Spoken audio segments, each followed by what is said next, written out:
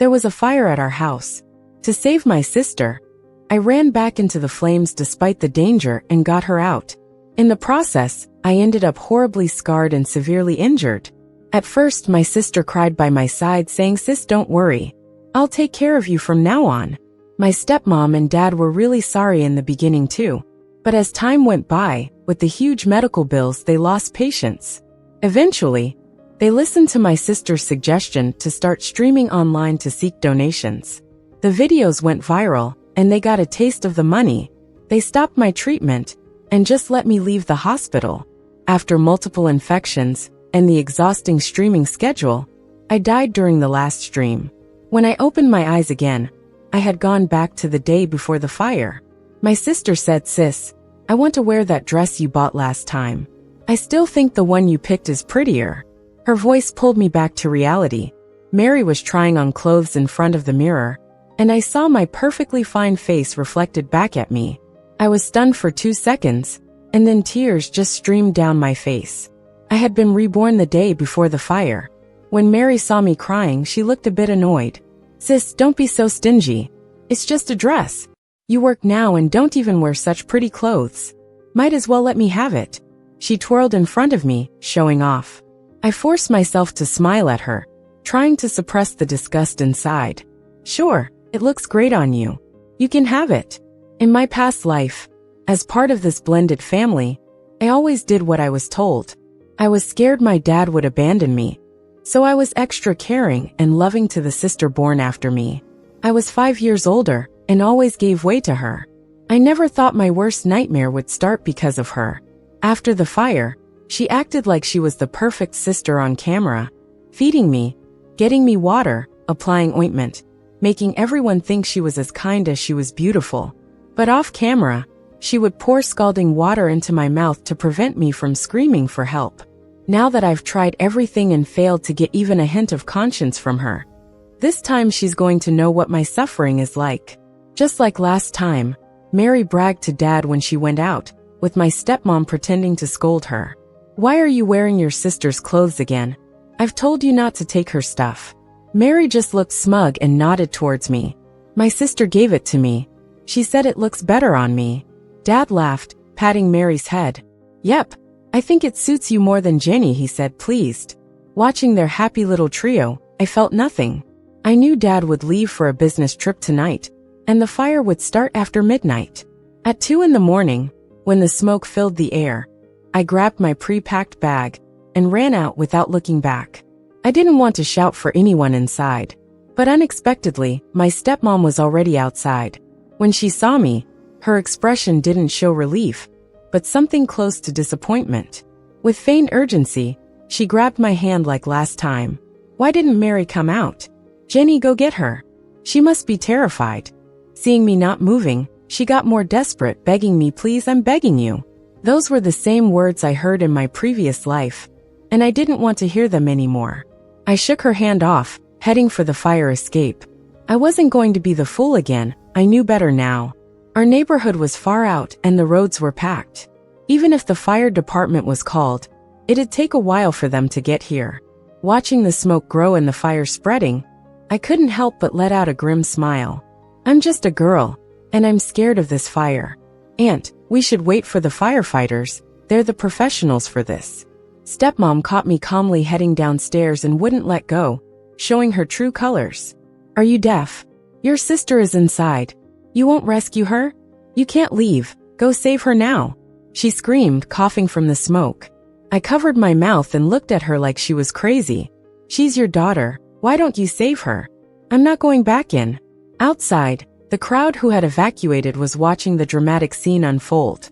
Thick black smoke billowed above, giving me a sense of grim satisfaction. A neighbor asked if anyone from my family was downstairs. I was about to respond when stepmom was carried out by another neighbor, crying hysterically. "Look, someone's still up there." At the window, Mary appeared, clinging to the bars, crying for help. Her eyes met mine and her cries grew louder. "Sis, save me. Please help me." Stepmom broke down seeing this, wanting to run back inside.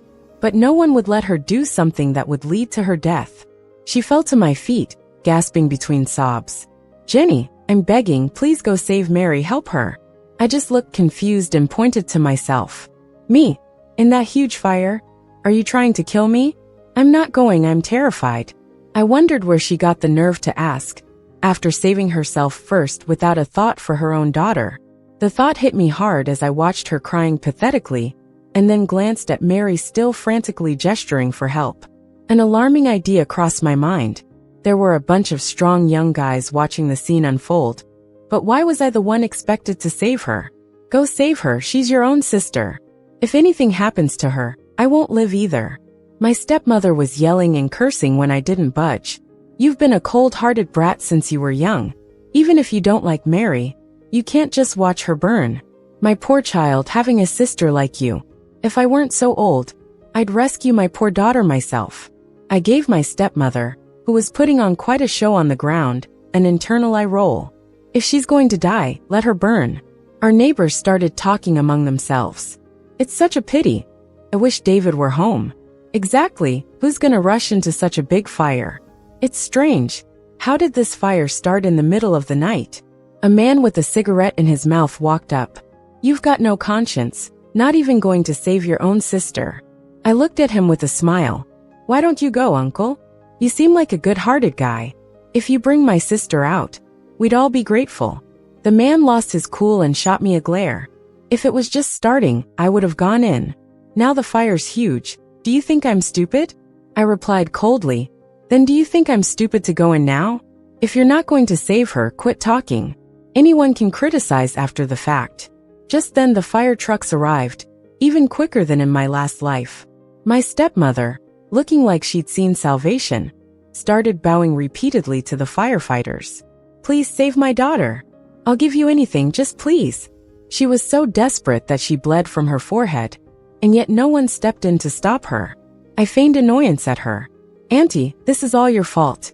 I thought you took Mary and ran ahead. Who knew you just got out by yourself without even calling us, let alone Mary? How could you abandon her to be scared alone in the house? My stepmother's face went pale, and she started slapping herself in regret. When Mary was finally brought out, she was charred and looked terrifying. Upon seeing her daughter's state, my stepmother snapped and started blaming the firefighters. This is all your fault. If you'd come sooner, my daughter wouldn't be like this. I'm going to file a complaint. If anything happens to my daughter, I won't forgive you. As the firefighters were attending to the scene, they tried to console her a bit, but she'd found her new target to lash out at. She grabbed the head firefighter furiously. It took you so long. Was it on purpose? This is all on you. Don't think I'm letting you leave without an explanation. Her unreasonable behavior ticked off the bystanders. Neighbors who knew her tried to pull her back, suggesting they did what they could. Now that she's saved, go to the hospital already. Let it go. In response, my stepmother slapped the person who'd tried to help. It's not your daughter, is it? How can I let it go? I'm definitely filing a complaint. Her actions sparked anger all around. The husband of the woman she'd slapped hit her back. Damn. If I were on the fire crew, I'd ignore you. How about you save her if you're so capable? These firefighters risked their lives to save people, and you're still complaining. Your house burning down is your own damn fault. The stepmother started swinging wildly, yelling, How dare you hit me? Are you even a man? It's your family that deserves, But a woman couldn't overpower a man. And it didn't take long before my stepmother was shoved to the ground. People around started criticizing her, and Mary, weak in the ambulance, looked our way with dull eyes. Finally, I went with Mary in the ambulance to the hospital, leaving my stepmother throwing her fit back in the neighborhood. Mary's injuries this time around weren't much better than last time. Her face was badly burned and nearly unrecognizable. When she woke up from the ICU, the first thing she did was cry and ask why I didn't save her. Confused, I looked at her bandaged like a mummy on the hospital bed. Even though I didn't, you still made it out, didn't you? Mary went silent for a moment, then struggled to say, That can't be. My mom said you'd come to rescue me. Her certainty gave me a hunch, so I leaned in and whispered, Even your own mom didn't save you. How could you expect me to? If I had another chance to live through this 10 times over, I still wouldn't save you. Mary couldn't believe that the sister who usually doted on her was now so cold. Her eyes filled with tears as she stared at me. Sis, why? I was done explaining. Because you're a thankless brat. When my stepmother showed up at the hospital like a madwoman, David had already come back from out of town. Overnight, he looked like he'd aged a lot, and he was no longer as composed as when he dealt with my injuries in our past life. Tears came down his face, even from behind the glass. My stepmother was in tears upon seeing David and grabbed him, complaining to him, "John, thank goodness you're back. You have no idea how cruel your daughter is. She just let Mary get burned. How much pain Mary must be in. I don't even know what Mary did to deserve such heartless treatment from her." Seeing me stay silent, she got bolder, pointing at me and yelling, "Mary is like this all because of you. You just watched. You're utterly worthless." I looked confused and turned to David. When I got out, Auntie was already outside. After the house was on fire, not only did she not call for me, she even left her own daughter. Then I squeezed out a few tears on cue. If I hadn't woken up suddenly, it might have been me in that hospital bed. Hearing this, my stepmother shook with rage. "You wretched girl. What nonsense are you spewing?" Just as she was about to come at me again, David barked at her to stop. "Enough. Mary is still in there. What are you fighting for?" I rolled my eyes at my stepmom and added fuel to the fire, saying, "Dad, you have no idea." Auntie yelled at me, and that's fine. But she also yelled at the firefighters and even fought with Betty. After the incident, it was me who stayed with Mary in the hospital. Unexpectedly, my stepmom fainted from anger right then and there. Watching David urgently carry her to the nurse's station, I just shrugged and went home. I figured since it all happened suddenly, there might be some valuable stuff at home. I knew my stepmom had cash hidden away, but as I searched through the dark house, I found no cash, not even the original box. Not giving up, I went to my stepmom's bedroom. The room wasn't touched by the fire, and the furniture was intact. But no luck. Even the jewelry boxes were empty. It all seemed suspiciously prepared to avoid loss. Just as I was about to give up, I found a sealed bag at the bottom of a drawer. The papers in it were shocking. At the bottom was an insurance policy worth a lot of money with my name on it. Suddenly, everything clicked. Someone had set the fire on purpose. After securing the evidence, I rented a place. By the time I got to the hospital, it was late at night. The quiet hallways reminded me of my past nightmares. The pain of my skin sticking to clothes and being ripped off repeatedly. That's something Mary would have to experience now. As I approached the hospital room, I overheard my dad quietly scolding, "What a terrible idea you had. Now Mary's like this. Is it enough for you? We can't go back home now. But good thing I took everything out beforehand. There's nothing valuable left at home." My stepmom sobbed. "I didn't know she wouldn't go in there. It's your daughter's fault for being so cold-hearted. If she had gone in, none of this would have happened." "David, I don't care. Mary's treatment is your responsibility now. She's like this because of your child. The treatment has to happen, but the loan payment is due next month, and I don't have the money right now," he replied. My stepmom stopped crying. "I don't care. Sell everything if you have to. Just cure Mary. Jenny is fine, isn't she? Find a way for her to have an accident. We'll have money then. I spent a lot on that insurance. Don't let it go to waste." David went silent, and my stepmom began throwing a tantrum. "David, you're not getting soft, are you? I'm telling you, if you hadn't agreed to it back then, none of this would have happened. Now Mary's this way, and you're going soft." "No way." "Lower your voice," David whispered. "Do you want everyone to hear? Stop making noise so late." Hearing the room go quiet, I paused the recording and sat on a bench in the hospital hallway. My once cold heart shattered completely just like that. My sudden appearance startled them. David, looking serious, asked, "Where have you been? You've been MIA all afternoon." My stepmom, eyeing me with resentment, remarked, "Wow, some people really have no conscience. Your sister's in this state, yet you had the time to go home and change clothes." Unbothered, I placed a bag on the table. I just thought Mary's gonna be in the hospital for a while, so I went home to grab some things like toiletries. Seeing that's all it was, my stepmom's expression softened. The next day, David took us out to eat. At the table, he suggested selling the house to pay for Mary's treatment. "Our house is almost gone from the fire. Selling a house with a history like that won't get much money. Let's sell the house that's in your name to get some cash. I looked at David, biting my chopsticks, but the house in the suburbs won't fetch much. I won't agree to that. My stepmom's eyes widened with indignation. It doesn't matter how much, it's money. You think just because it was left by your mom, you get to have all the say. Her mentioning my mom gave me an opening. I put down my chopsticks and stared at her. It's in my name. If I can't decide, you certainly can't either. I'm saying no, so it's a no. Didn't you guys also buy another house? Why touch mine? David frowned. Mary is your sister. You can't even offer this much? I laughed at the absurdity. Well, you're her bio dad, and she's her real mom. Why doesn't either of you give up anything first instead of eyeing someone else's stuff? That's laughable. As my stepmom threw chopsticks at me, I stood up and splashed a pot of tea onto her face. David, banging the table, glared at me. Look at yourself. Is this how you treat elders? Seems like you've grown wings. Quietly, I launched the food onto him too. Yeah, I've grown wings. Nobody touches my mom's house. Last time, their fake concern tricked me into selling the only thing my mom left for me. They swore up and down the money was for my treatment, but then they pulled me out of the hospital, making me die painfully on camera. Never again will I let it happen. The commotion drew the attention of bystanders. Seeing the opportunity, my stepmom sat down, wailing and hitting her thighs. What did I do to deserve this?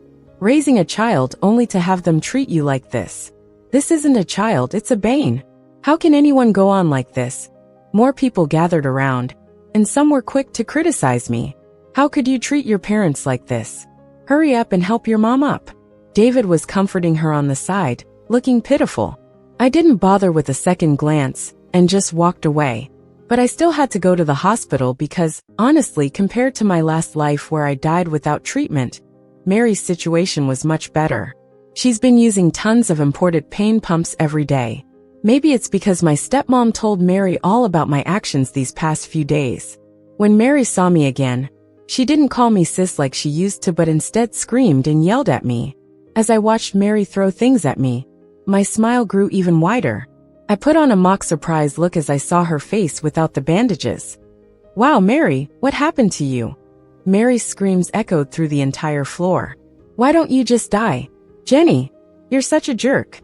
This is all your fault, everything. My stepmom was heartbroken seeing Mary like this, hugging and trying to comfort her. It's okay, Mary, it's okay. Mama will get you the best doctors, and you'll be back to normal soon. With bloodshot eyes, Mary's uneven skin looked even more twisted with her expression. Once upon a time, Mary used to taunt me like this, taking endless photos of my scarred face, and forcing me to look at them. Calling me a freak even on Twitter to her friends. Get out! Mom, make her leave! Watching the two of them so worked up, I calmly took a seat. Auntie, don't worry. I'm here to help you think of a solution. Before long, Mary reluctantly appeared in a video. Just half a day in, the video went viral. The stark contrast between her current state and the pre-incident photos drew a lot of sympathy. Many viewers asked about donating money in the comments. So my stepmom started the first live stream. Mary's tragic situation was broadcast vividly, with gifts and comforting messages flooding the screen. Stepmom played the part of a strong, independent, and gentle mom facing adversity without giving up. Thank you all for your concern. I will take good care of Mary. And even though the future will be tough, Mary and I will never give up. With everyone's encouragement, Mary will surely make it through this. From just one live stream, they made 20 grand. The number left Mary and my stepmom ecstatic. Initially uncooperative, Mary now agreed and grabbed the phone from me, saying, from now on, we'll shoot ourselves. We don't need you. And today's money isn't yours either. And with that, Mary started her second tragic video. The comments were filled with messages of comfort, but Mary only responded to those asking for the donation account. She even created a fan group to share red envelope gifts daily. Over the past few days, their transfers amounted to hundreds of thousands. My stepmom and dad couldn't stop grinning. Our Mary is so smart. This is faster than making money from streaming, Mary scoffed. Of course. Streaming money is peanuts. A bunch of poor people watching all night for a tiny amount. My dad, grinning, asked Mary, Is there enough for your surgery now? Can I use some of the rest? My stepmom shoved my dad aside, scolding him. David, it's one thing to be useless yourself, but now you're trying to take advantage of Mary. Don't think I don't know what you're after. Then she shot me a cold smile. Mary's money is off limits to everyone. You have your own stash. I got her meaning. She was urging my dad to go after me. But too bad, he probably won't get the chance.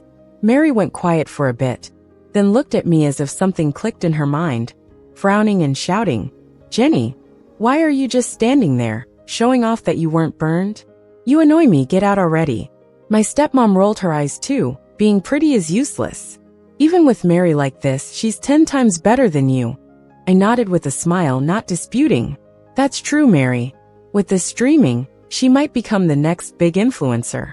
After I left, I switched my phone back to the surveillance footage once I got home. Everything was set now. I wasn't planning on stepping foot into that hospital again. Just waiting for that high-flying family to crash down. Even during bandage changes, Mary didn't miss a chance to stream.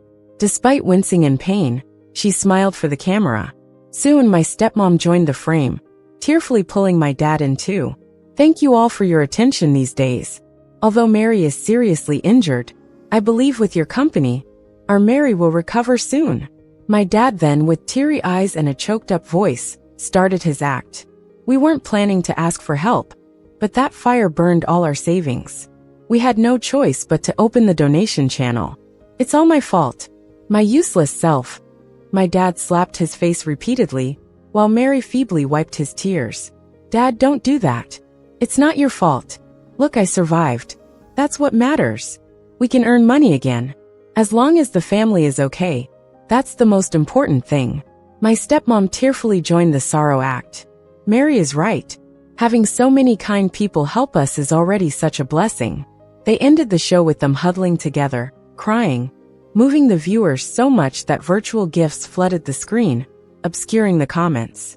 Once the stream ended, Mary excitedly bragged to my stepmom over the phone, see, listening to me worked. Having dad on camera is spot on. They're so easy to fool. 5. Did you see how much we've made from this live stream? 60,000 from gifts, 80,000 from transfers and red envelopes. That's 140,000 total. My stepmom laughed and patted Mary on the head, sighing, at this rate, we'll soon save up $1 million, and Mary can go abroad for that skin graft. My dad chimed in, relieved. This live streaming thing is great, making money easily thanks to Mary. I won't have to worry about next month's loan payment. Mary just rolled her eyes. I'm not bothered about your loan. My money is mine, and I won't give it to anyone. Plus, I decided to hold off on the skin graft for now. Why not bank on this while the hype's hot? Who would mind making more money? If I get the graft, and the donations stop, what then? My dad awkwardly scratched his head. Guess I'll have to sell the house then. Mary cut him off harshly. No selling the house. If anyone sells it, it's gonna be me. Since live streaming makes so much money, why don't you set fire to where Jenny stays, so I can get treated, and let her do the live streaming to earn money? My stepmom sneered. I did it last time. It's your turn now, right? Watching them scheming against me, what could I do? Obviously, I filled my place with cameras waiting for him to walk right into the trap. When my dad suggested visiting, I readily gave him my address. Jenny, why do you pick such a rundown place? I saw the nervous look on his face and grinned. I'm broke. This place has cheap rent, so I'm making do. After the fire started, my dad went straight to a hotel, but only booked one room. In his mind, maybe I was only worth a hospital bed after all. He even faked business trips to help stepmom burn me alive. My dad pulled a pitiful act, pretending to feel guilty, but I watched him, unmoved, showing no reaction. Seeing me indifferent, he couldn't keep up the facade. Just like Mary said, how can you be so heartless? After my dad left, I calmly edited footage in my room. At 2 a.m., he snuck back, unaware of the cameras catching him. He crouched, slipping something strange under the door. Striking a lighter, he set things ablaze until smoke started billowing. Then he fled. Watching the fire on screen, I shut the windows, putting everything on the balcony. Once the time was right, I called the police and shouted from the balcony, fire. Thanks to the spare key and fire equipment stashed in the shoe cabinet, firefighters quickly contained the fire without breaking in. When my dad got arrested, he denied everything, fighting against the police. "That's my own daughter. How could I?" "Officers, you've got it wrong." When shown footage of him setting the fire, David panicked. With a terrified look, he begged me, "Jenny, I made a mistake. Tell them not to lock me up. I don't want to go to jail." I whispered with a grin, "Don't worry, Dad. I'll see that Aunt joins you." After my dad's arrest for arson, people realized he was Mary's father. Suddenly, everyone was talking, saying their family couldn't stand seeing others do well, and were taking it out on society. I liked all those comments, boosting their visibility because, hey, they were right. Public chatter grew, and Mary couldn't sit still anymore. She posted a video to clear things up, distancing herself from it all. On camera, Mary lay with her eyes closed on a hospital bed, while her mom sobbed beside her. "We're truly sorry this happened. Mary and I had no idea. It's my fault for picking such a wicked man. Once he's jailed, I'm divorcing him. Please, no more insults toward my daughter. She's already cried herself sick. We fully support the law punishing him." Seeing their sincerity, people online calmed down, though some remained skeptical. But most were convinced. After the public eased up, my stepmom visibly relaxed, and Mary opened her eyes. I quickly uploaded the edited video, flooding it online while joining the live stream chat. "Stop pretending. That video's everywhere. Bunch of liars. Everyone check out the video, you'll see everything." I got kicked out of the live stream right away. No worries though, I pushed more views toward the video, and it went viral fast. It revealed David tried to set his own daughter on fire, along with insurance papers. The internet exploded. How could anyone be so heartless? Even animals don't harm their own. Folks who felt tricked chimed in calling for action. They began organizing, seeking legal routes to sue for fraud and demand their money back. Some even called the cops, making it to the hospital. A family of snakes tried to burn a girl for cash, scamming people for sympathy. Poor girl stuck with such wicked relatives. Refund now. People like that should just burn. The video was damning. There was no escape for them. But when the police arrived, Mary was the only one left in her hospital bed. Her mom had vanished. Mary just yelled that she was in pain and insulted the officers, refusing to say where her mom was. Faced with Mary, who was severely burned and bedridden, always needing assistance, the police were at a loss. As soon as I got the news, I rushed to the hospital, ignoring Mary's surprised look as I sat by her bed. "Let me ask her. We grew up together, she'll tell me." After the police left us alone, Mary gritted her teeth, sat up and tried to hit me. I quickly dodged. "Did you mess with things? Was it you who posted the video? You really deserve it. Jenny, come here. I'll make you pay." I replied calmly, "Yeah, I posted it. Isn't it all true?" Mary froze for a moment, then shouted, "How could you do this? Don't you know you ruined us? You have no conscience. You're so cruel."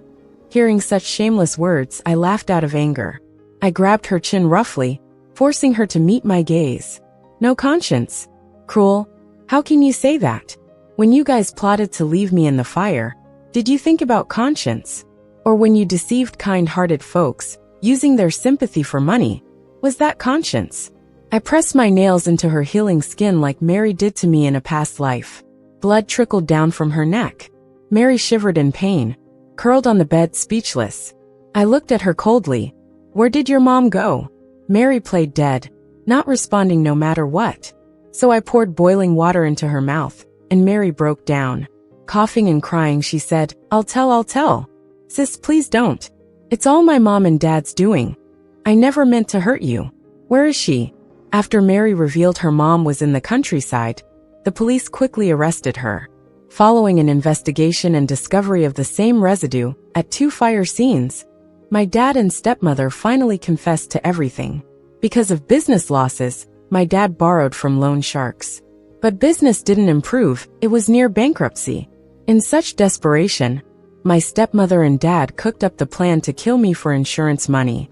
Ironically, the plan backfired, harming their other daughter instead. Due to the severity, 2 counts of arson, and lack of remorse, they were each sentenced to 15 years in prison. Mary was originally going to jail too, but my dad and stepmom took all the blame.